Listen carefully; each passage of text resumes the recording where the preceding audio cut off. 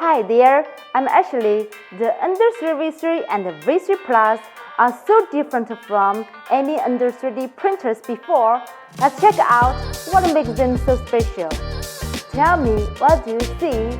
I see a sleek look with no clunky profiles or V-wheels, a sturdy aluminum alloy front with fewer bolts and seams, elegant and incredibly stable.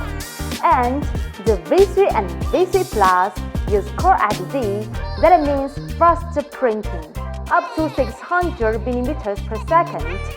Plus, it's all bells and roads, so you get a super precise print. They run on Creality OS, based on Clipper.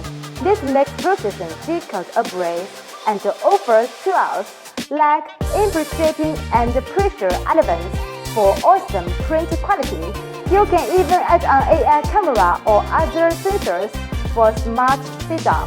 The Creality print slicer software got a major upgrade too.